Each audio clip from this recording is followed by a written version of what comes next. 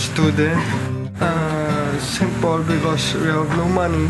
Umaasa ako sa mga baon. Yung tipong hindi ka masyadong makagalaw kasi gastos wala ka masyadong money. So, ganun. Then I started, my dad invited me. So, sabi ko, ano yan?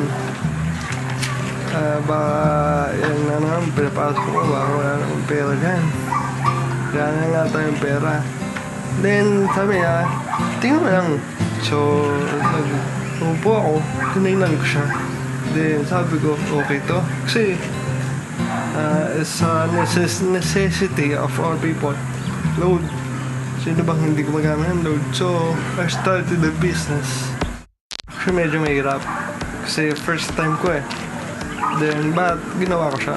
Actually, I invited all my friends. Grabe, laki.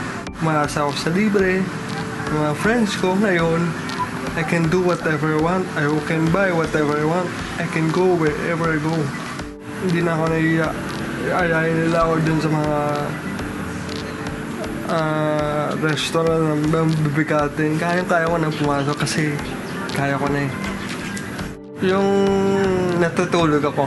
Yung biglang all of a sudden biglang hindi ko alam, bigla akong sumigaw na payaman tayong lahat. I don't know why. Then tawa lang sila ng tawa dahil tulog daw ako. Diba talaga? Kahit natutulog ka, napapanaginipan mo sa B-Mobile. Be yourself.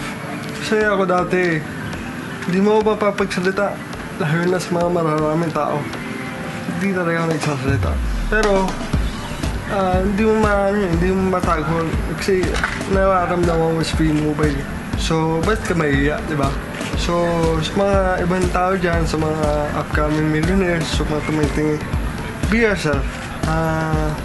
Kasi yung mga tao hindi ko na kaya yun. Kasi,